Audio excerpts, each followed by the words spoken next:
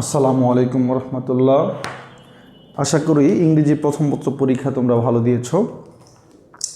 ইংরেজি দ্বিতীয় পত্রে রাইট ফর্ম ভার্ব নিয়ে অনেকেই সমস্যায় ভুগছো যে আসলে এটা পরীক্ষা পারবে কিনা।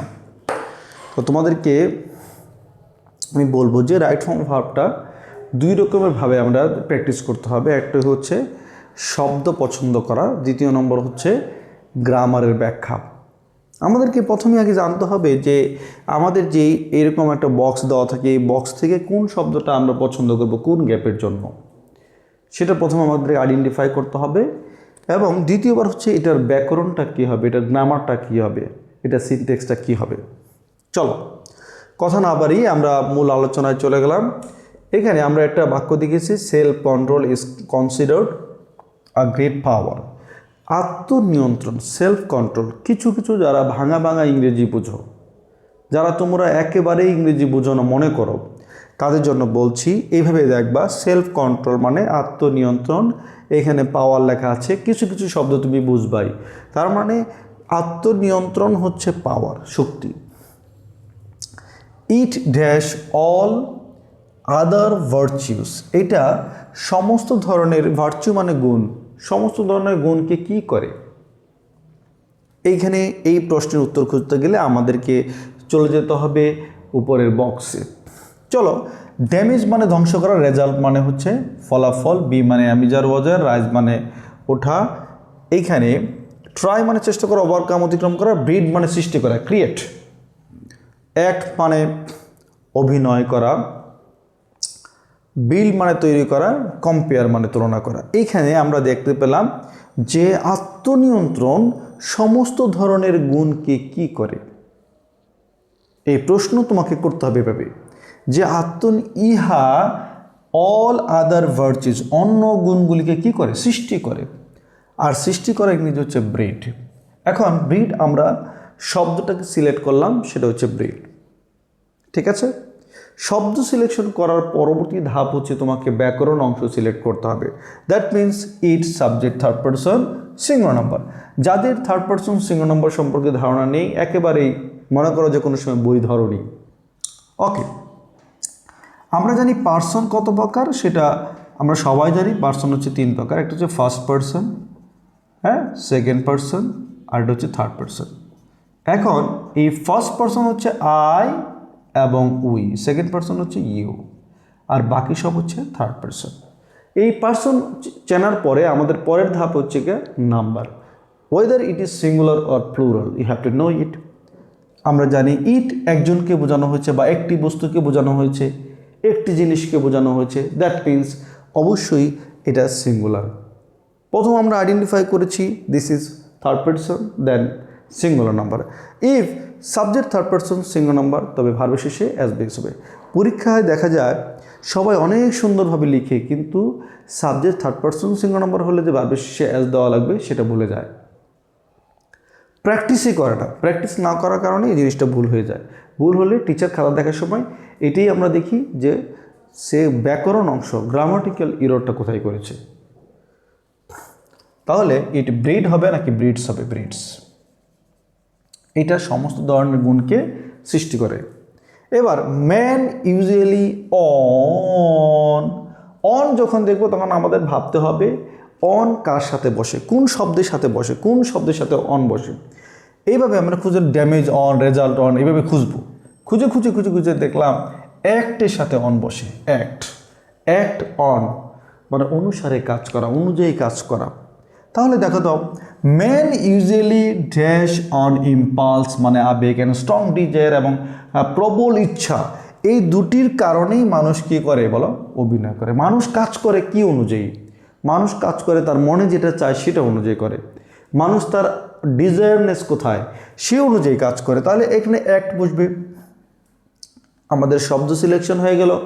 এখন কাজ কি, এখন কাজ হচ্ছে ব্যাকরণ অংশ সিলেক্ট করা। ম্যান হচ্ছে সিঙ্গুলার, ম্যান কি সিঙ্গুলার। এখন প্রশ্ন হচ্ছে, তুমি প্রশ্ন করতে পারো যে আসলে ম্যান যে সিঙ্গুলার এটা আমি বুঝবো কীভাবে, বা ম্যান সিঙ্গুলার এটা প্রেজেন্ট টেন্স কেন হলো, এটা পাস্ট টেন্সও তো হতে পারে। যখন তুমি দেখবে একটি ভার্ব, একটি শূন্যস্থানে যখন শুরুতে দেখবে একটি ভার্ব প্রেজেন্ট টেন্সে আছে, তার মানে ধরে নিবা তুমি বাকিগুলি প্রেজেন্ট টেন্সে আছে। বাকিগুলি যদি প্রেজেন্ট টেন্সে থাকে, দেখো এখানে অ্যাক্ট হবে নাকি অ্যাক্টস হবে? এটা সিম্পল কথা, ম্যান হচ্ছে সিঙ্গুলার, এটা প্লুরাল কি MEN, মেইন। দ্যাট মিনস এখানে সাবজেক্ট যদি সিঙ্গুলার হয় তবে ভার্বের শেষে এস বা এস হবে। মাথায় রাখতে হবে, মাথায় মোস্ট ইম্পর্টেন্টলি এটা কিন্তু পরীক্ষায় আসতে পারে, এরকম টাইপের আসেই সবসময়, সাবজেক্ট থার্ড পারসন সিঙ্গুলার বা ভার্বের শেষে এস। এবার দেখো ভিশিয়াস ডিজায়ার্স। ভিশিয়াস মানে কি, মানে অনেক বেশি উচ্চাকাঙ্ক্ষা যাদের থাকে তাদেরকে বলা হয় ভিশিয়াস ডিজায়ার্স। অনেক উচ্চাকাঙ্ক্ষা যাদের থাকবে, হ্যাঁ, dash the purity of heart and mind. Purity of heart and mind মানে কি? পিউরিটি মানে হচ্ছে পরিশুদ্ধতা, হার্ট অ্যান্ড মাইন্ড মানে হচ্ছে কি বলতো, মানুষের হৃদয় এবং মনে। পরিশুদ্ধতা কি? অতিরিক্ত উচ্চাকাঙ্ক্ষা যদি থাকে তোমার তাহলে সেগুলি ধ্বংস করে দিবে। ধ্বংস করা ইংরেজি হচ্ছে ড্যামেজ। এখন বাবা স্যার এখানে ড্যামেজ হয়েছে, ড্যামেজেস হবে নাকি ড্যামেজ হবে? উত্তর হচ্ছে ভিশিয়াস ডিজায়ার্স, এটা সিঙ্গুলার না প্লুরাল? এটা অবশ্যই প্লুরাল। আর যদি প্লুরাল হয়, সাবজেক্ট যদি প্লুরাল হয় তখন কিন্তু ভার্বের শেষে অ্যাস বা এস দেওয়ার প্রয়োজন নেই।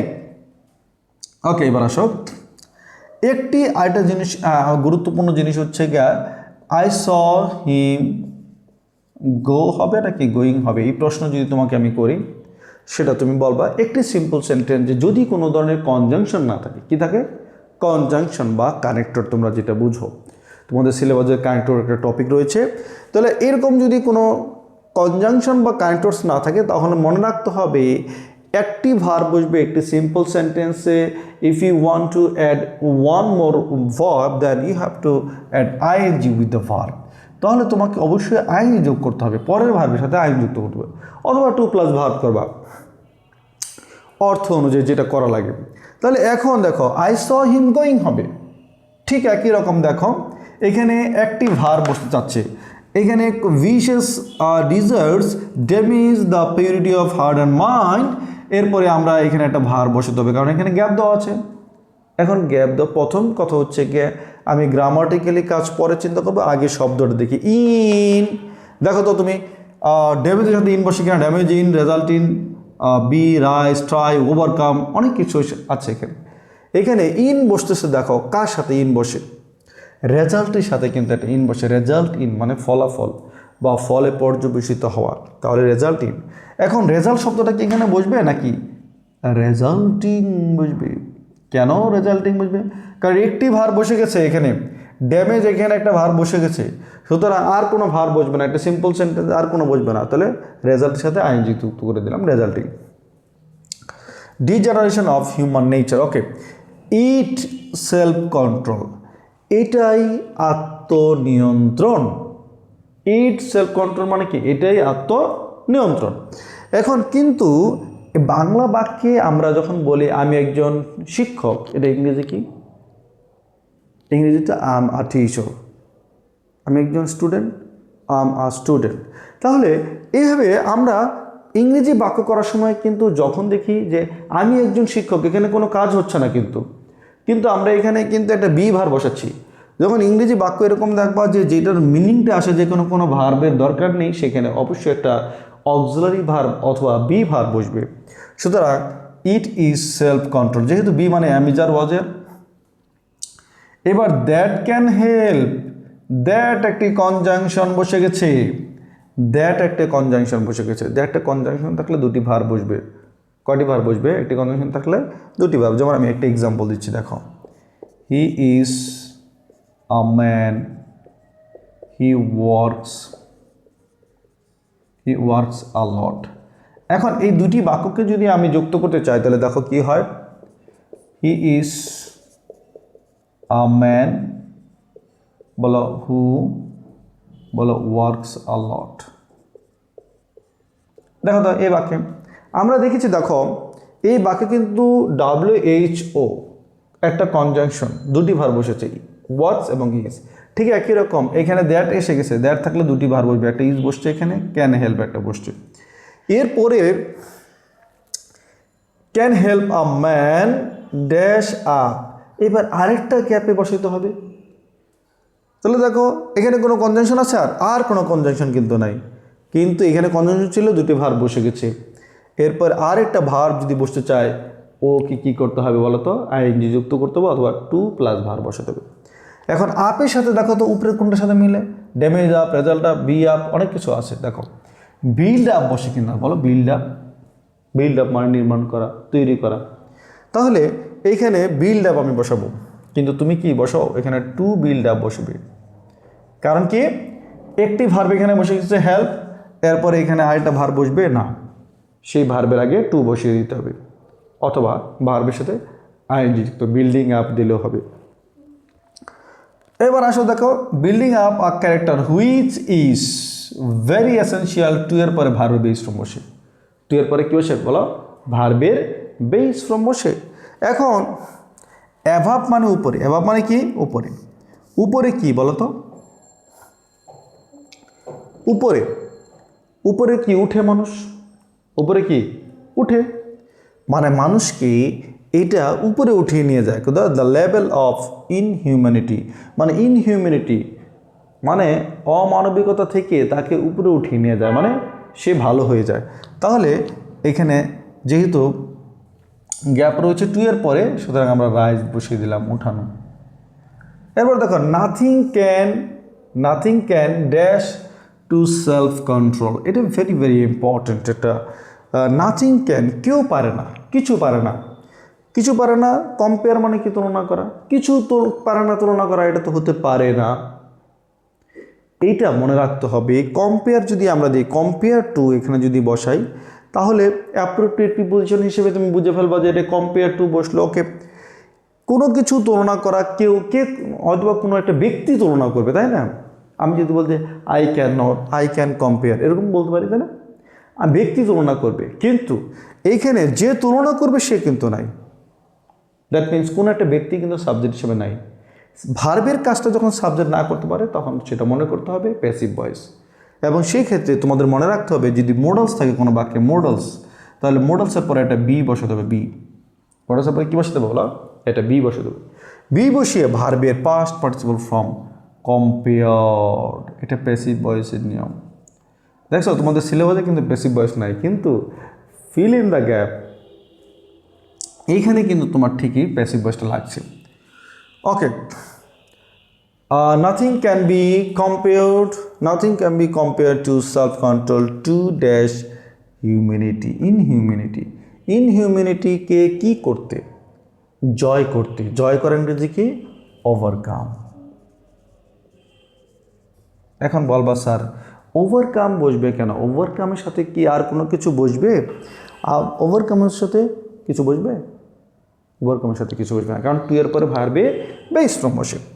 এবার দেখো, so everybody dash to be self controlled. এখানে আমরা একটা অক্সিলারি ভাব তো দিতেই হবে, প্রত্যেককেই ড্যাশ, চেষ্টা করা উচিত, আমরা দিই এরকম বাক্য, চেষ্টা করা, ট্রাই। এভরিবডি ট্রাইস হবে, ট্রাইস বলে হলে চেষ্টা করে সবাই, চেষ্টা করা উচিত, শুড ট্রাই অথবা মাস্ট ট্রাই। তাহলে আমরা এখানে বসাবো কি বলো, শুড ট্রাই। এইভাবে প্রত্যেকটা ধরে ধরে প্রতিটা গ্যাপকে আদর্শ মনে করে তোমরা বোর্ডের প্রশ্নগুলি, রাইট ফর্মস অফ ভার্বের যে বোর্ডের প্রশ্নগুলি এসেছে এগুলি সলভ করে দাও। আশা রাখি তোমাদের উপকার হবে এবং তোমরা পরীক্ষায় কনফিডেন্ট হবা। সবাই ভালো থাকো, আসসালামু আলাইকুম।